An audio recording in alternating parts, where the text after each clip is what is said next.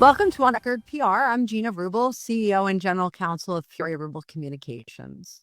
I'm here with Terry Szuplat, one of President Obama's former speechwriters and author of Say It Well, Find Your Voice, Speak Your Mind, and Inspire Any Audience.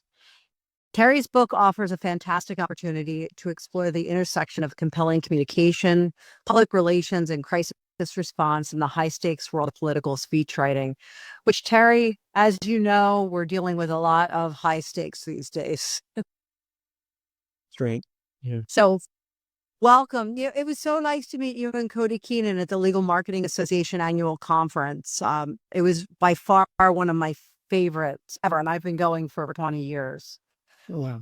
So thank you. It was a great experience. It was, I hope folks found it useful. Well, it's interesting for somebody who in his book comes out and says, I was petrified of public speaking. You were amazing. So I just wanted to tell you that. It takes a lot of practice. And that's one of the lessons in the book is I think this is something that a lot of folks struggle with in one way or another. And it's not easy to get up there and to figure out how you can make a contribution to a conversation. So it's writing the book was helpful to me. It was a form of therapy for me. And I think the process of then having to go out and talk about a book about public speaking was also helpful. Well, it's interesting. And there were some things when you were talking about fact checking, one of the things that I found really helpful and I learned is you really have to dig deeper. You had talked about in a couple of places, and I don't recall exactly what they were, where you were doing fact checking and it may have been a quote of a former president, which wasn't actually the exact quote or was never documented anywhere. And I was just looking up some quotes. One was by Margaret Mead, who was one of my favorite people to quote. And there's no documentation of this one quote that actually attributed to her. It was more like, oh yeah, she may have said this. I'm like, oh. Right. Nope. There's so many things like that out there. There's this thing called the internet, which loves to serve up quotes that everybody loves, but aren't necessarily true. And then you dig a bit, and I did through the course of researching the book, found it one of my favorite quotes of all time. Maya Angelou's quote about people won't remember what you said or what you did, but they remember how you made me feel. I mean, it's beloved by so many people, including me. I wanted to make it the epigraph for the book. So far, and someone can prove me wrong, there is no evidence she actually said it.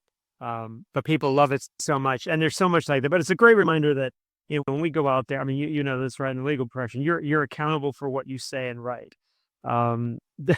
I wish more people were accountable in this social media age for what they say and write. But that's one of the lessons that I hope folks take away from the book is that we still get to decide whether when we get up to speak, when we get up to present, we can be loose and we can traffic in falsehoods, or we can try to stick to the truth. And that's something I try to teach my students. I teach political speech writing at American University, and it's true for all sorts of presentations. We really need to take more responsibility for the words that come out of our mouth, I think, as speakers, as leaders. Especially when we're quoting others. That hit home so much. Right. And I think that's a lot of what I got out of the book. It's the little things that make the difference. So in Say It Well, you talk about the power of authentic and empathetic storytelling. And a big listenership of our podcast are law firms. So my question to you is, how can law firm leaders apply those principles in high stakes crisis or litigation communications where every word is analyzed? Mm-hmm.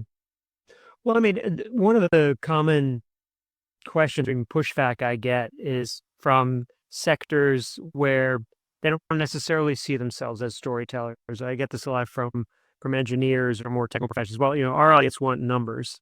And in your case, maybe it's, our audience wants, what's the legal principle what at stake here? And I just think people miss the opportunity to tell stories. I mean, all, great communicators are great storytellers, and it doesn't matter where you work, where you are in the organization, whether you're a partner, whether you're a junior staffer, whether you're a recent hire, whatever sector you work in, we all gravitate to stories. It's how we remember, it's how we connect to one another. And so, if you're a leader of a firm, I mean, are you taking the opportunity, but if there's I'm trying to think of an example here, there's an HR change. at your firm or your organization. Well, lift up and tell the story of a real person in your firm whose life is going to be different because of that change. Or how, don't just talk about policies and abstractions. Tell real stories of real people and how their lives will be different. I'm not a lawyer, but I watch a lot of legal shows. Right there. And like, trial lawyers are great storytellers, right? The whole trial is one big coherent story, and there's two competing stories, and you want to be the one with the more compelling story. So trial lawyers are pretty good at this, and a way of pulling an audience, in this case, the jury in. But I think one of the big lessons of the book is how we can all become better storytellers, and seeing the stories that are around us within our organization.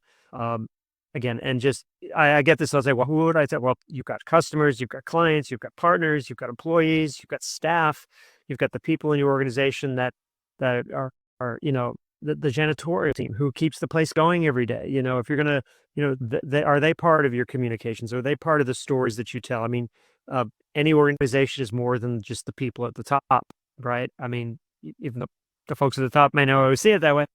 It's a whole your entire organization. Are you really pulling in stories from every part of your organization? I couldn't agree more. And, you say this in your book. It's something we teach all of our clients: know your audience. And you had so many great lessons about knowing your audience, whether it was learning how to say something in another language when you were presenting. And really, you just hit the nail on the head. It's not necessarily the leaders of that same firm that are your audience. It's the person in the mailroom. It's the person at the front desk. It's the people at the security post. It's so much more. And oftentimes when we get in these positions of leadership, we forget that those are the people we have to talk to. So I love that about how you advise people in the book. Yeah. Well, that's everyone says know your audience. Well, that's sort of just, that's three words, and everyone knows it's as important. To me, though, it raises it. Well, how do you know your audience? What exactly do you need to know about them? And that's, I think, part of the book you're referring to. I lay out about 10 or 12 questions that we should all ask ourselves before we ever get up to speak, when we're preparing to speak to an audience of some kind. And some of those questions have three or four sub questions. So there's a whole lot, there's just so much we need to know. And I think sometimes, we don't think enough. It's hard. Leaders of organization, or anyone in an organization, we tend to have, and I recommend this, we tend to have stump speeches. Candidates do it, but, especially if you're doing a lot of public speaking, I get it. You can't have 5 different speeches for 5 days of the week, and, 5 new ones for next week. You need to have a core message, but you also need to make sure you're constantly adapting it to your audience. And so the speech that is phenomenal on Monday for one group might not be the right message for a very different group the next day. I think in our challenge and our responsibility as speakers, and we tried to always do is at the White House writing for the president, is spend just tremendous amount of time really sort of, getting to know that audience, learning everything we possibly could about them, their history, their values, their traditions, especially when we travel overseas, what motivates them, but also, speaking to a labor union, speaking to the NAACP one day, speaking to a teachers group, those are all, I mean, they might have a lot of overlap, but those are very different groups of people. And if you're just going to go and give the same presentation to all three of them, you're really missing an opportunity to connect with them in a deep and meaningful way around their values and the things that they cherish the most. So I try to lay out all the different ways that we can do that, whatever profession we're in. It's really was so well stated. And one of the things we learned in law school is how to handle voir dire of a jury. So when you're asking those psychological questions, and when I think about lawyers and say know your audience, I go back to law school and think about when you learned how to conduct a voir dire and what you had to ask to make sure that you had a jury of your peers and all of those things. So um, a lot of what we do, there's a very direct correlation and analogy in the legal space. And it's just, I think most lawyers, once we get so involved in our day-to-day work, we forget those things. And you in in your book, you just made it so simple. And it's complex, but it's simple. You Mhm. simplified it to the common denominators, and I loved that. Um, and speaking of that, you've written for one of the most scrutinized voices in the world, President Obama, who I am a huge fan of. So I'm a little jealous that you actually spoke to him face to face, because he and Michelle are two of my favorite people on earth. What lessons from presidential speech writing can law firm PR teams adopt when preparing attorneys to address sensitive or controversial matters in 2025? Mm. So one of the things throughout the book, I share a lot of conversations that I had with him when I worked with him and what I learned. And because I wanted them, hey, you're all taxpayers, you paid for that experience. I figure you all would get some of that benefit as well. And there was a point which I asked him, and I was amazed that no one had ever asked him this question before, and I kind of amazed that we hadn't, as a team, ever asked him. But I said, what do you think makes for an effective communicator and public speaker? And, he cared deeply about narrative. He cared deeply about structure. He cared deeply about storytelling and having a vision and making sure you're inspiring your audience to work hard to a goal. I mean, he cared about all that. And I talk about that throughout the book. But when I asked him that specific question, I was really surprised by what he said. He said that for him, in terms of the people that he admired and what he thinks makes someone a great public speaker was none of what I just described, the narrative, the structure, and all that. It was someone who speaks who knows who they are, they know what they believe, and they speak from a place of core conviction. I thought, wow, because, again, whether you like the guy's policies or not, or we like him or not, I think most people agree. You knew what Barack Obama stood for and stands for.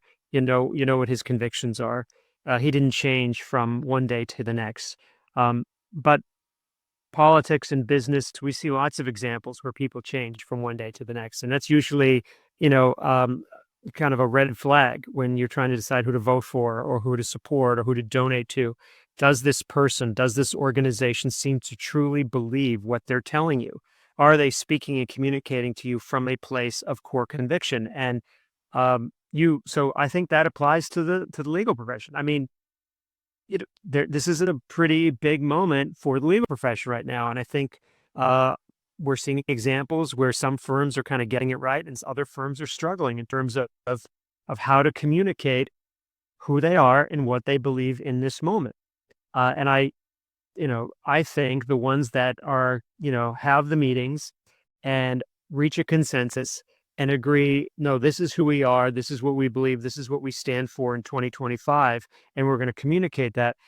It comes through in their communications. They're clear. They're not constantly qualifying. They're not constantly hedging. They're not looking for outs. And I think, those firms, like any organizations, that's how you recruit and retain the best people.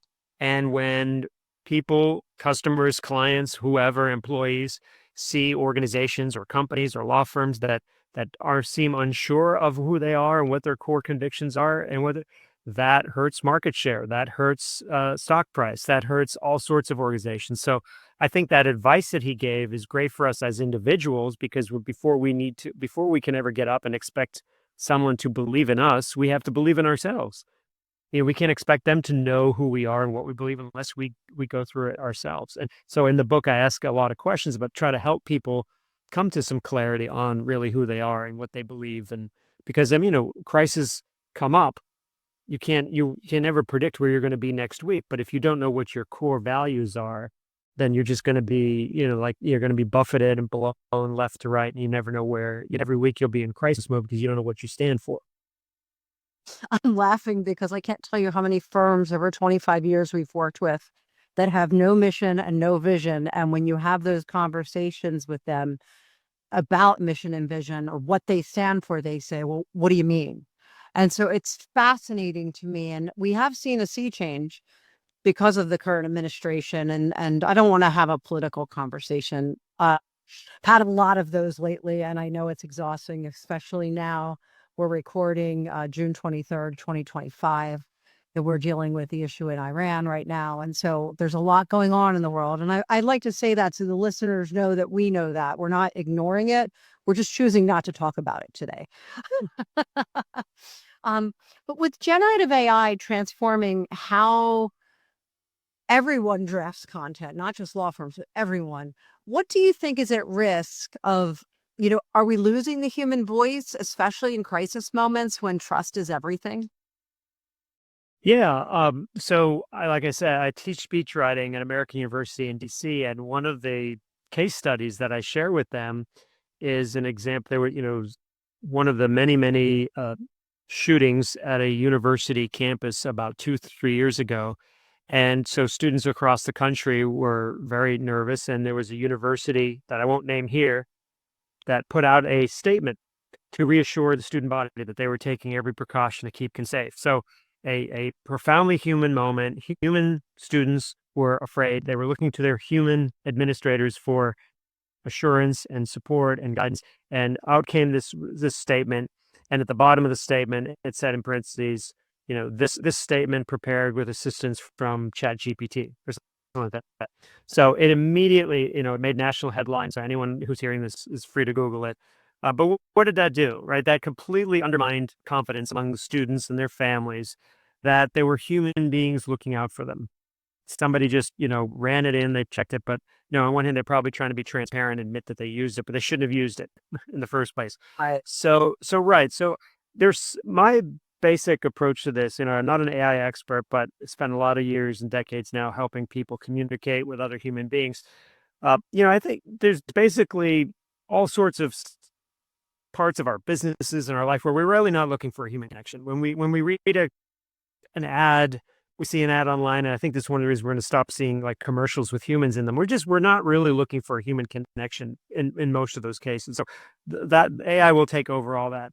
But when it comes time for a human being to get in front of another group of people, whether in person or online, moments like this, conversations, anytime people are looking for a human connection, that's the space where I hope people don't. And one of the lessons in the book is you really discourage people from trying to rely too much on AI for these human moments. And I think as AI takes over more and more of our life, my hope is that these spaces of humanity will become even more sacred to all of us. And so getting up to speak to your peers at work after a difficult quarter or a difficult case or a difficult loss, we don't want to hear a script written by AI. We're looking for assurance from our human leaders when we get up at eulogies and toasts and celebrations of our employees. So anything where we're looking for that humanity, I hope to God we don't just start turning that over. So I always tell folks, our voice, our unique experience, our unique perspective on the world, this is what makes us human. I hope we never give that over to a bot. And they can't tell stories. They can pretend to tell stories, but I can't. We actually use for PR and crisis people who join our team. We have like a written assessment that they do, and it's about preparing some statements for crisis communications. Right. And I can absolutely tell if somebody has used ChatGPT or any other one of the AI tools. And there's so many tells, but it's just not human. It's not human. And it's not. You can tell. You can tell. Oh, You can tell. And so, as a research tool, sure, I have no problem. I mean, I even encourage my students. I try to help them, for finding quotes, finding stories, finding anecdotes, doing research. I mean, you have to check everything, of course, because you can't assume it's correct. But as a research tool, as a thought partner, as an editor, sure, fine. But when it comes time to, putting those words down, the words that are going to come out of your mouth, they ought to be from your heart, your soul, your mind. So yeah, I hope to God that we don't lose that. it's going to be an interesting journey as we move forward. So going back to your book, you emphasize clarity over complexity. And one of the things that we are always challenged with in legal is to get away from the legalese and long explanations. How do you recommend attorneys communicate clearly without compromising that precision, especially when their reputations are on the line? Sure. I think one of the sections I even have is, don't talk like a lawyer. And now I realized there may be lawyers reading the book and say, well, I am a lawyer and I'm talking to other lawyers, so I don't know any other way to do this but to sound like a lawyer. So I'm ready for kind of the general public. But I think there's actually a good lesson here. I mean, we all go to the mechanic. We all go to doctors, and we've all had these experiences, our financial advisors, whatever, where, we are not the expert and we're relying on someone, and we sit there and they talk to us and they use words and language that we do not understand.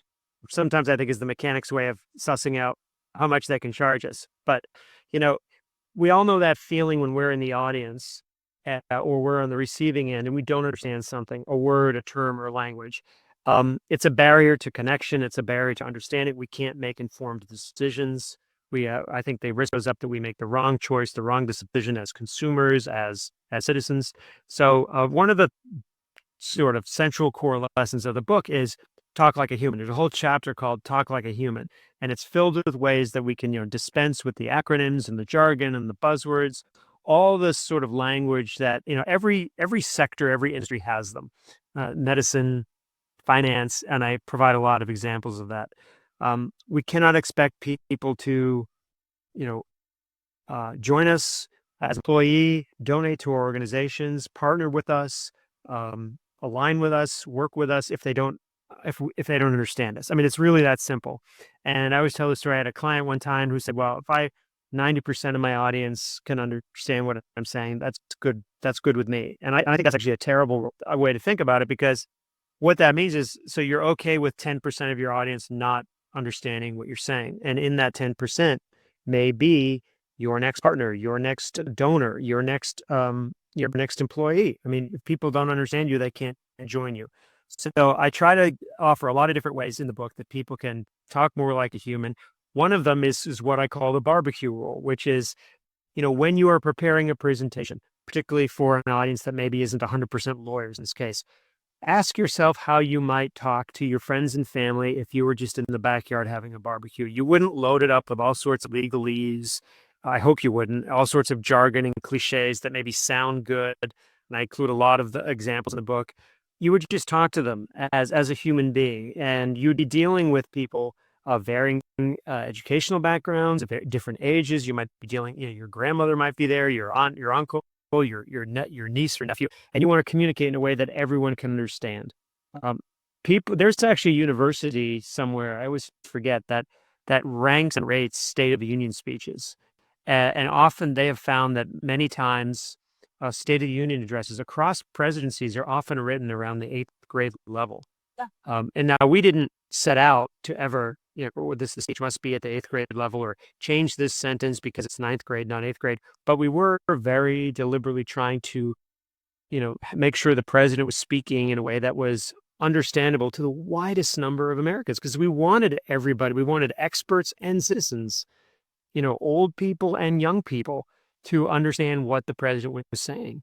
And so I think we have to just constantly, be aware, that curse of knowledge. No, not everyone in our audience, even a highly educated, highly professional audience, not everyone knows every single word and term of art that you know. And so we really have to be on guard against that. And I worked with a client a lot on this. And I always ask the question, he said, I don't understand this term, but maybe your audience, everyone in your audience does. And they pause for a second and go, no, you're right. Actually, I think some of the folks won't know that. It's just a great check. And you made me think about something, and not scripted by any means. It might be a really good way to use Gen AI in these large language models to say, okay, I want to get this across. This is what I said. Are there any changes I can make so that the vast majority of Americans would understand this, or the vast majority of people attending a university graduation, or whatever the case may be?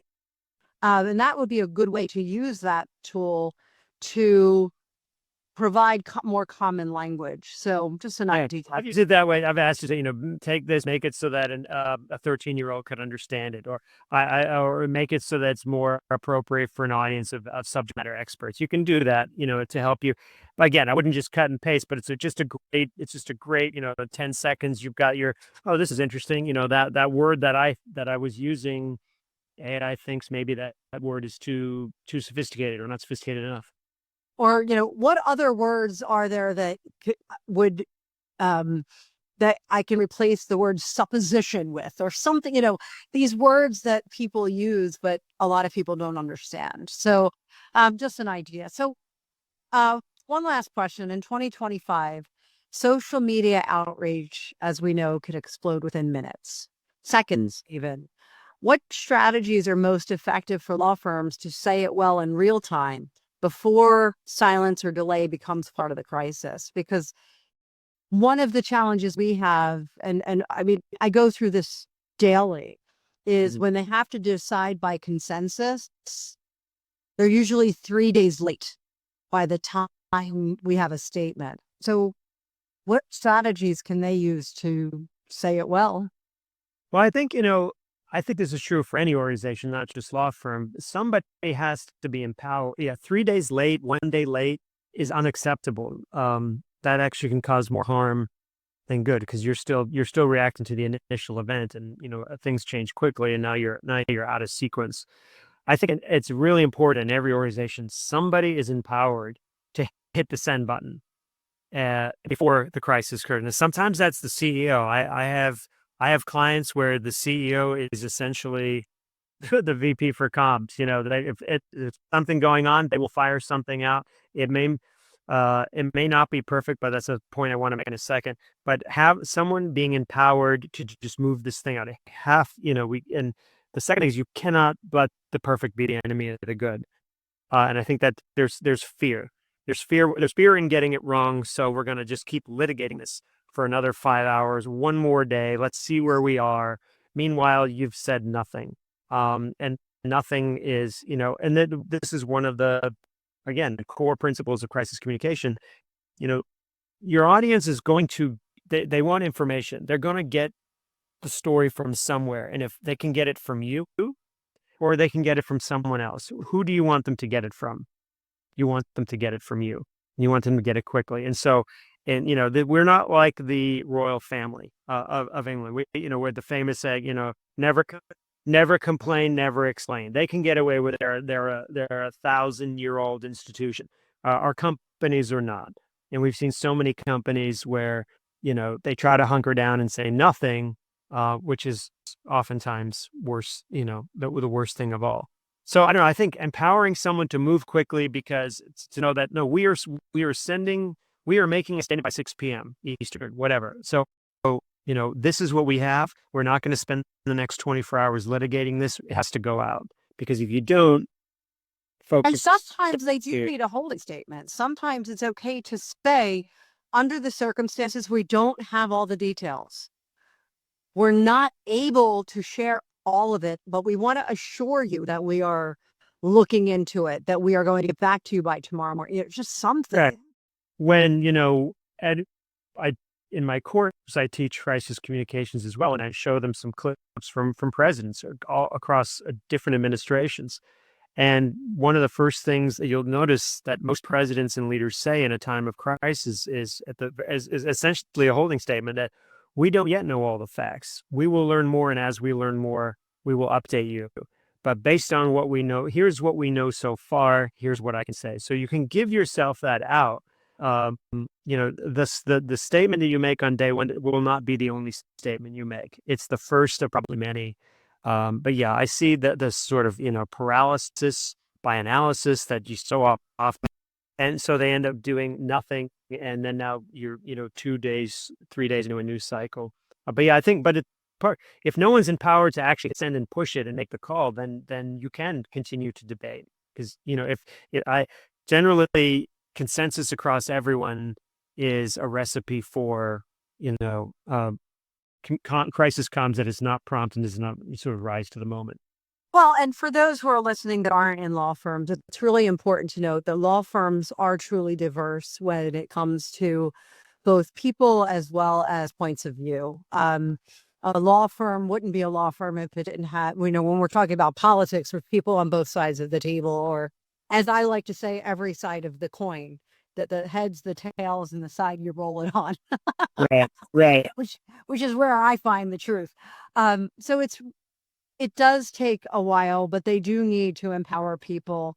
And I cannot stress enough to our listeners to read Say It Well. It's a fantastic book. As someone who teaches crisis communications, media relations, media training, I got so many great tips and ideas. And so it's for those who are well-trained speakers as well as those who are not. I want to give a quick shout out to Katie Monroe, who moderated your conversation at ALS on May 25. Katie was so kind to introduce me more directly to you. So thank you. She is a brilliant rising star who I've just really enjoyed getting to know. And I also want to thank our listeners for joining us today, as well as you, Terry. It's really my pleasure and privilege. To our listeners, if you found the episode helpful, please subscribe, share it with a colleague, and consider giving a review on iTunes. Please continue to share your feedback and ideas with us at podcast@onrecordpr.com, and we'll see you next week. This episode is brought to you by Furia Rubel Communications, a public relations and marketing agency serving law firms and businesses worldwide. With an expert team positioned throughout the U.S. and supported by an international faculty, Furia Rubel enhances our clients' brands through integrated communications by providing expert guidance in crisis management and high-profile litigation, protecting brand and reputation, and supporting internal marketing teams. To learn more, visit furiarubel.com. On Record PR is produced by Jennifer Simpson-Carr and Matt Henderson, with support from the team at Furia Rubel Communications. This episode is edited by Isabel Horan and Christian Yamula.